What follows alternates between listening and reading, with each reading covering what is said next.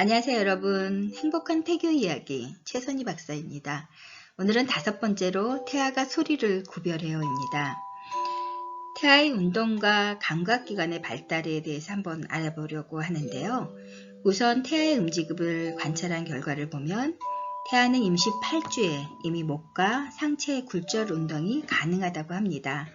임신 10주에는 태아의 자율적인 태동이 시작이 되는데요. 이 시기에 가벼운 자극을 주면 손가락을 쥐거나 입을 벌리고 눈을 가늘게 뜨기도 하다고 합니다.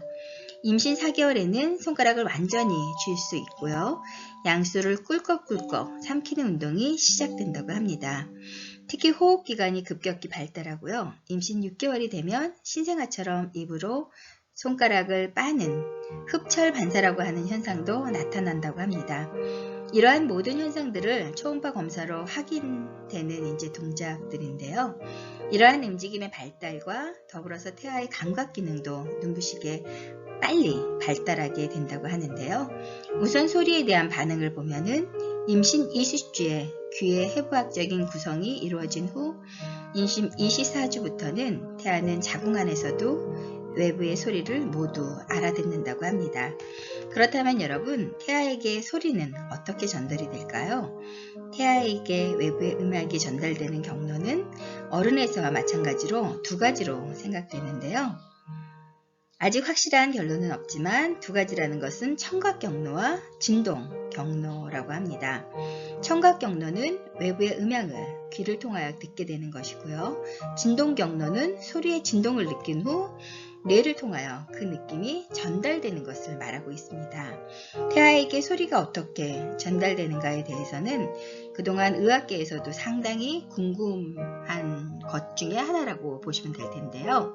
실제로 태아에게 외부의 음향이 어떻게 전달되어지는지를 본격적으로 연구한 연구는 아직 없다고 합니다.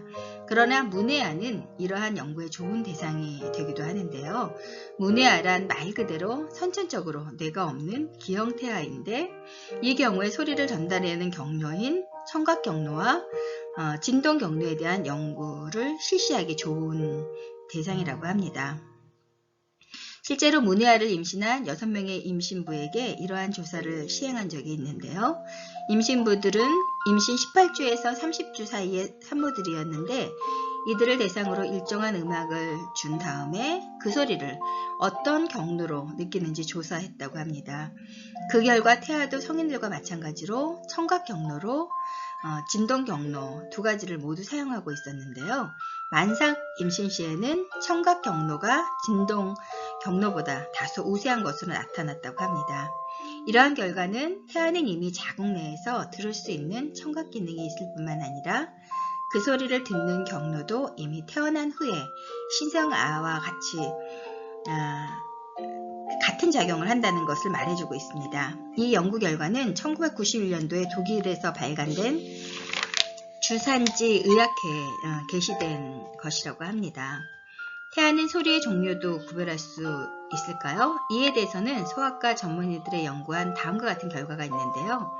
10명의 정상 산모를 대상으로 실험을 했다고 합니다. 신생아가 태어나기 약 1개월 전부터 특성이 있는 소리를 2가지 준비하여 매일 일정한 시간에 자궁 속의 태아에게 들려주었다고 합니다. 하나는 아름다운 차인벨 소리였고 다른 하나 종류는 약간 시끄러운 자명종 소리였다고 하는데요. 이때 각 소리에 대한 자궁 속 태아의 태아 심박동 변화를 측정하는데 태아들은 각 종소리에 약간 다른 반응을 나타냈다고 해요. 이러한 사실을 기록한 후에 태어난 신생아에게 같은 종류의 종소리를 들려주었는데요. 신생아들은 모두 자궁 속 태아 시절에 있었던 심장박동 변화를 보여주었다고 합니다. 이러한 실험은 동물 실험의 결과도 똑같이 나타났고요. 사람에게서 확인된 것도 있다고 합니다.